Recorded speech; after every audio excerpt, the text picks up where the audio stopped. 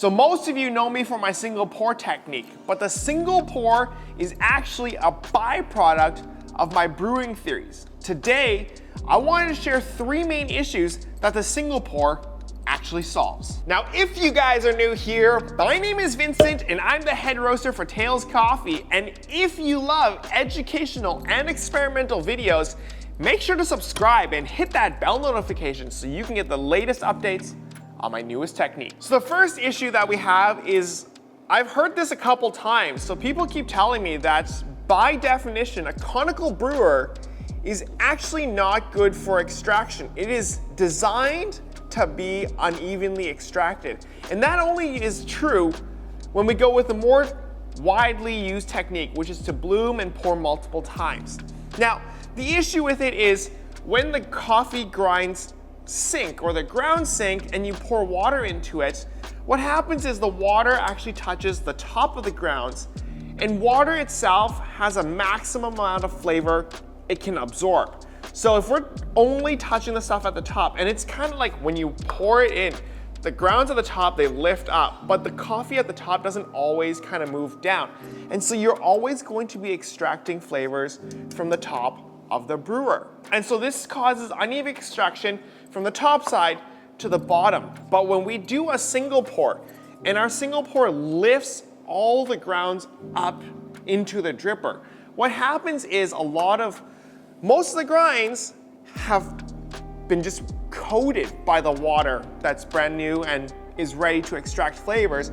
And so you're gonna get an even extraction because every particle is gonna be evenly coated with the water. We're gonna maximize our surface area. We're gonna be extracting as much flavor as possible. And that's why this technique is deceivingly strong. We actually get pretty high extraction rates, even though it's a shorter brew time and it seemingly is lower agitation. But with the right pouring technique, we have a really strong coffee and we don't have a problem with uneven extractions due to the compacted puck at the bottom. So the next issue that we don't talk about a lot of is side channeling. Side channeling is due to the paper filter inside the dripper. When you have the paper filter inside the dripper, people think that the water can run through the paper filter and not through the coffee, and therefore the water does not extract enough flavor as it exits, and that is called side channeling. So when water passes through the dripper itself, it's kind of like electricity. It wants to pass through the place with the least resistance. So what we need to consider is how much resistance the coffee bed actually provides and how much resistance the filter has.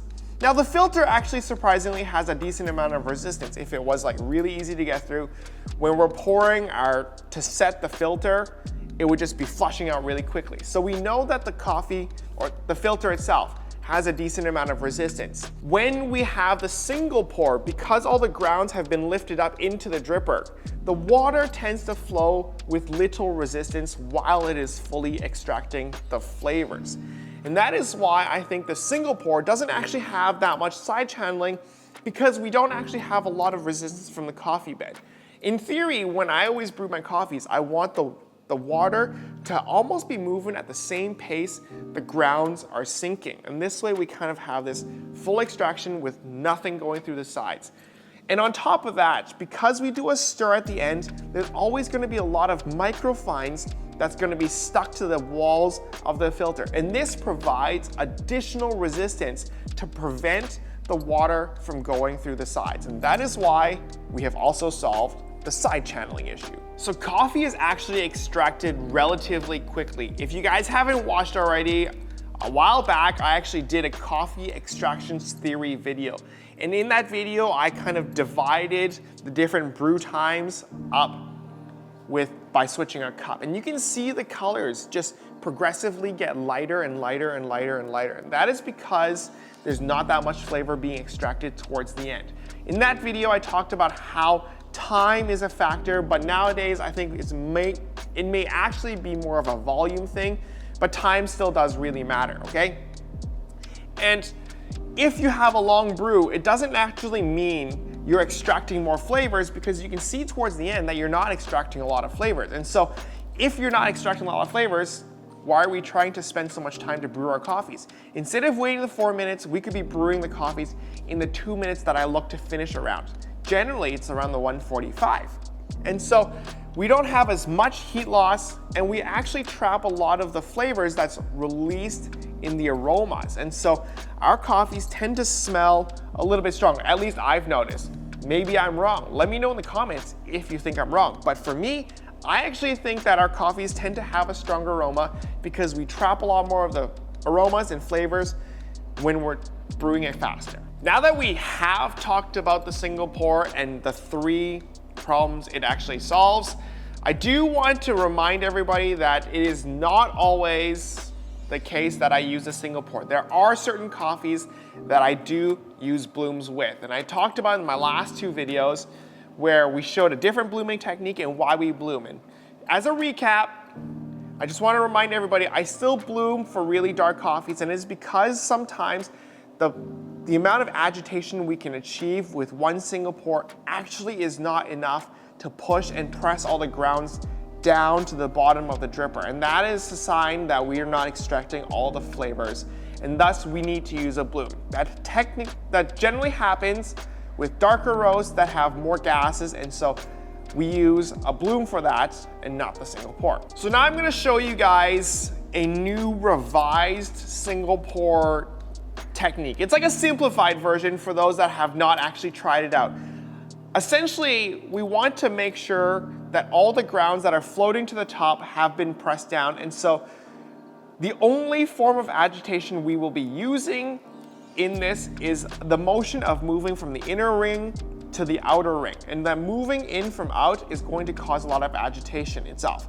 So I'm going to show you guys a simple way to see and pour the coffees based on the type of beans we have. Today we'll be using the Midnight Madness, and it's going to have a decent amount of gases given off, and so we're going to have to go out 2 or 3 times, and I'm going to show you how to judge that. There's going to be a lot of floating grinds coming up, and we're going to talk about it as we get into the demo. So let's get on to the other side and talk about this coffee.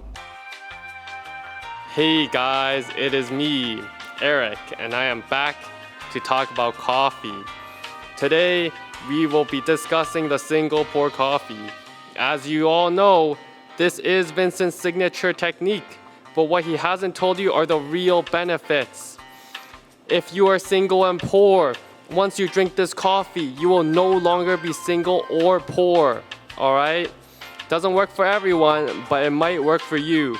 So make sure to use the discount code NOHOSE for 15% off, okay? That's NOHOSE at tailscoffee.com, and make sure you get the single pour coffee. So here we are on this side. I've already set all my grinds up, but I just wanted to show you guys our Midnight Madness. It actually is just a little bit about insanity and how crazy some things can be, but we're always looking to find the calm in the chaos. So this coffee is from Mexico, and it's a larger bean. It's a natural process. So this one, we've taken it to a medium roast, and it gives off a decent amount of gases. So I'm going to show you guys how I like to control it when I'm doing my brews. So for this technique, it's 20 grams of beans, 300 grams of water, and it's going to be a medium fine grind size. That's what I always tell people, but if you really wanted to know exactly, it's about 400 to 450 microns. So we're going to zero this off, and if you guys didn't know, let's just do a quick step at the beginning. I always stir the grounds first. The grinds go down, and that's because we want to break up all the clumps, and then we give it a quick tap just to kind of finish it off. So nice and easy, we always start in the middle. And once we kind of fill the water to this middle point, this is when we want to move out to the edges. Once we get to the edges, flush down the sides, and then go back into the middle.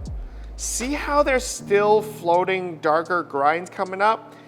This is a signal we want to move to the edges. So we're going to move to the edges quickly. Notice there's a little bump on the side. Do a quick flush and get back down into the middle. And as we pulse into the middle, you're still going to see there's still going to be some darker grinds. Just quickly get to the edge. And we're good to go. So now is when you do a quick stir from the top outside to the bottom inside. And when I get to the bottom, I never feel any grinds sitting at the bottom, so I know there's no clumping.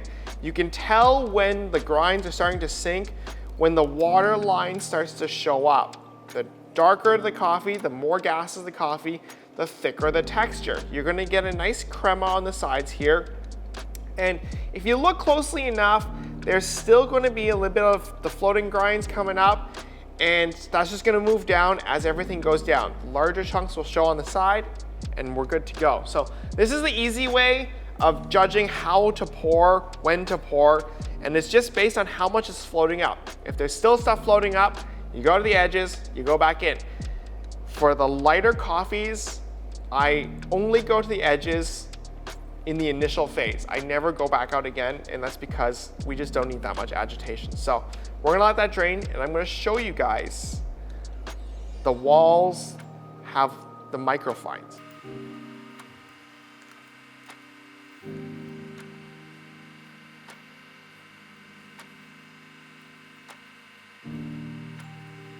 So here we are, done. As you guys can see the timing, it's about 2 minutes and 30 seconds. It is a little bit longer than I said earlier, and that is because we went up so many times. But it's not a very big problem. It still is under a longer brew time. So nice and short timing leaves us with strong coffees and flavorful coffees at the bottom still. If you go too long, you're gonna start extracting a dryness, and that is why I like the single pour so much. But I'm just gonna show you guys quickly. The walls over here, they have this stuff. This stuff is just the microfines that we can just break up, and you can just see, just by rubbing it off, you can just see that there's a lot of resistance that builds up there. This stuff, let me see if my camera can focus on this. Yes, no? Well, looks like it's not wanting to focus, but you can see there's quite a bit of buildup, and this stuff causes more resistance to prevent the water from flowing out the paper filters themselves. And all the water is just gonna have a nice flow time through the bottom. And yeah, let's get back to the other side and talk about this brew. So we're back to this side, and as I drink this coffee, let's just talk about the single pour. So the single pour is something I kind of worked on because I had seen a couple of issues that I thought was unnecessary. I didn't think blooming was necessary just because we're brewing with lighter coffees nowadays. Back when it came around, blooms were really popular when we were working with darker coffees, when the gases were a little bit hard to control. But nowadays, because of how easy it is to control it with a better pouring technique or a better understanding of your coffees, we're gonna have a less of a need to bloom. And so that's why I kind of worked with a single pour. And at the same time, I realized it fixed a couple of the issues that we talked about earlier. We talked about how they could be uneven extraction because we're mostly extracting most of the flavors at the top and less at the bottom. And then we're gonna have less side channeling just because of the resistance that's built up from the edges. When you pour too many times, the coffees tend to sink really quickly. And with all the water floating at the top and the grinds just at the bottom, you're gonna have a lot of resistance here, which causes the water to want to go through the sides, even if there is gonna be that little film on the edge. And that's just how it is. It's just because it's too thick of a thing for the water to want to pass through, and some of the water will move through the sides. And so the single pour has always been the solution for me. So if you guys like this video and if you like the single pour technique already, make sure to hit the thumbs up. Let me know in the comments below if you guys have any questions on your technique. Remember, you can always find me at Tails Coffee on Instagram, and you can send me a picture of the finished brew, and I can kind of help you guys work with this single pour technique. A lot of you guys are not as used to it just because blooming has been so much more predominant in the market. But if you guys have any questions, make sure to tag me and make sure to send me pictures. I can actually help you guys through it. There's been quite a few people that have done that, so super grateful for the community. Thanks for watching, guys, and I'll catch you guys in the next one. Bye.